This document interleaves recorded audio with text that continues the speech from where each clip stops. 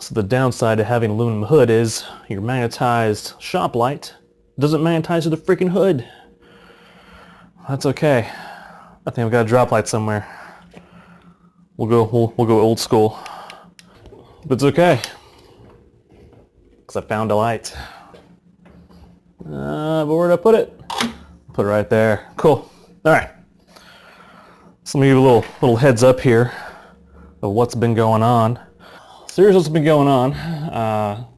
Been driving to work, right? So I'll get the good stuff in the morning here. It's been pretty cold out. And for some reason it only happens when it's cold, but that's okay. Anyhow, so driving around, and I really even barely noticed the stumbles, but I really just saw my air-fuel ratio gauge. I got a wideband in here, showing hardcore lean. And I was thinking, something wrong with my fuel?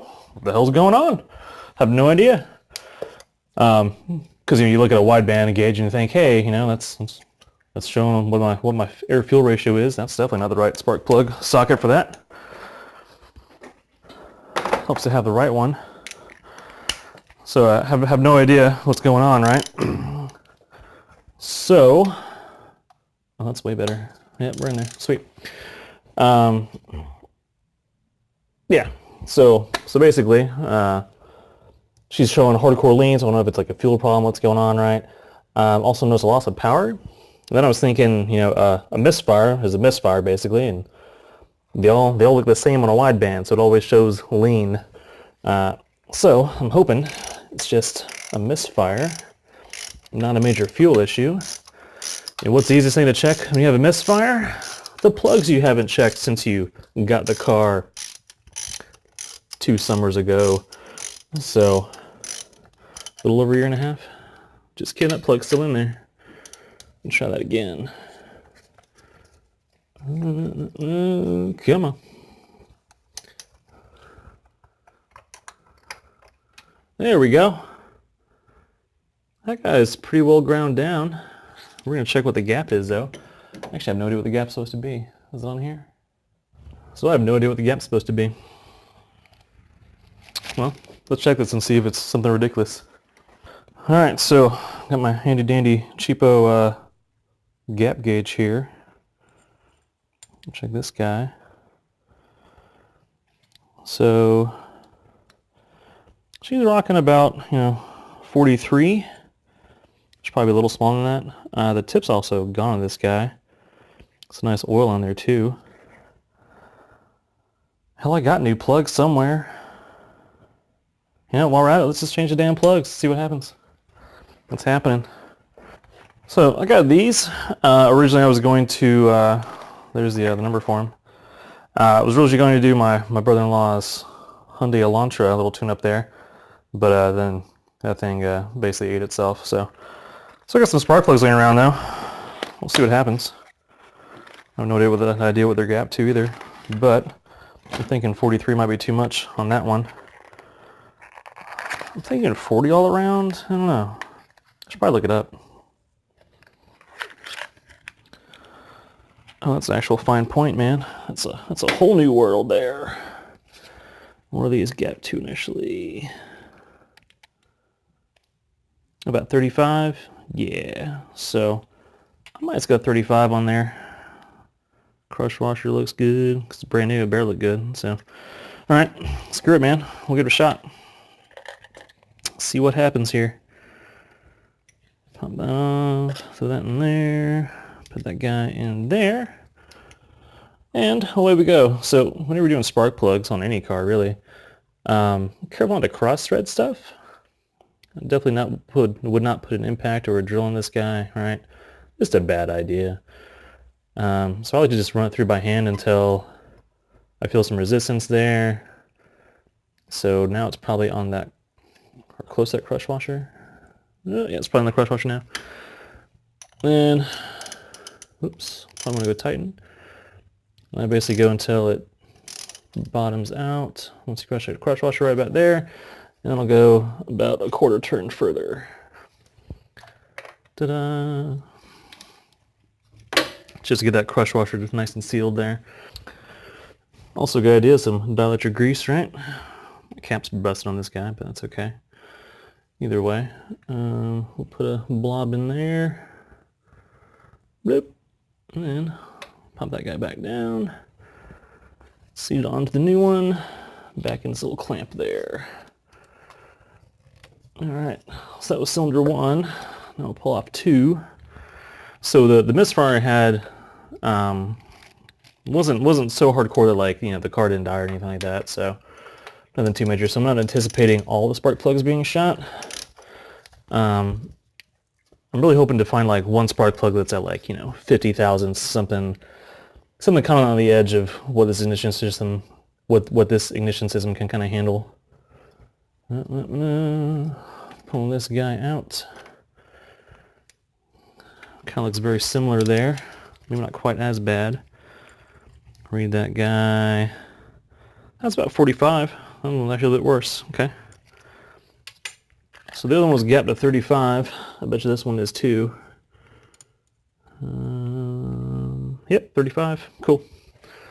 So I will pop this guy out of here. Throw it in the old box. Or I guess the new box. Throw the old plug in the new box. There we go. That's what I'm looking for. And then, once again, you just want to kind of thread it in by hand. All right, make sure nothing's cross-threaded. Good way to destroy a head. I'm sure you can fix that with, you know, some, I don't know, man, because if you destroy the threads, you're talking, you know, welding metal on there, which sucks. Long story short.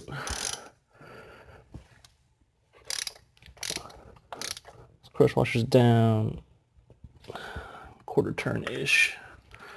That works. We'll put another glob of dielectric grease in here. I do enough electrical work that kind of warrants having a tube, right? If you don't do it very often, feel free to just, you know, grab the whatever is on the counter handy kind of thing at your parts store, wherever you go to. I think I got that guy either online or Walmart maybe. Amazon has everything, so just a Permatex dielectric grease. All I know says tune-up on it. It's kind of entertaining. Got some oil on there, which means that gasket's probably gone for the valve cover. Things to fix, more things to the list. It never ends, and I'm okay with that, because I like working on crap. So I pretty much refuse to buy a new car. I don't know, it's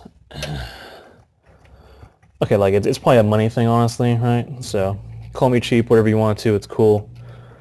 But I don't know, man. Something about maintaining a car is just a good time to me.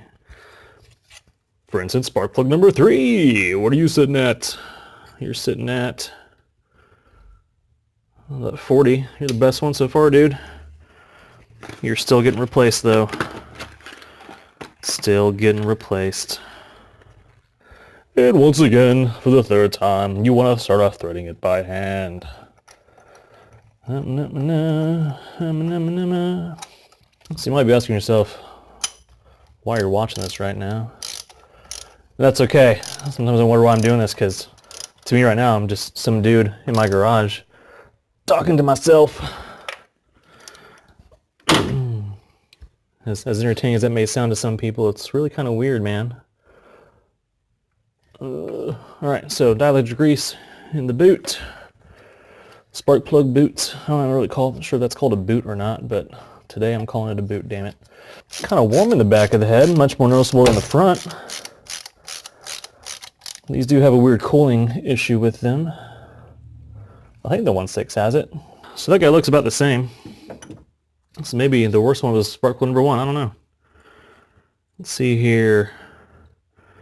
It's about 44, 45, somewhere in there. So once again, we're here. We'll replace it. Go from there. And for the last, 4th and final time, start it by hand. Ooh. There we go. It feels way better. Just about cross-thread that guy. That would not be good. I don't feel like fixing that noise. Crush washers down, and good enough for me. One final dab of dielectric grease. And put you back in your home. Ta-da! Sweet. All right. And there we go. That's how you change spark plugs on Miata. That just happened. All right, so we'll drive this guy around. Hopefully it'll get cold next week when I drive it. Actually, it's supposed to get cold in a couple of days, so I might try it then and let you guys know what's going on. So, yeah. Hopefully that fixes it. We'll see.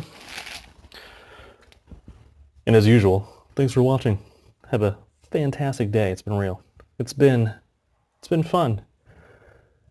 It's been all right.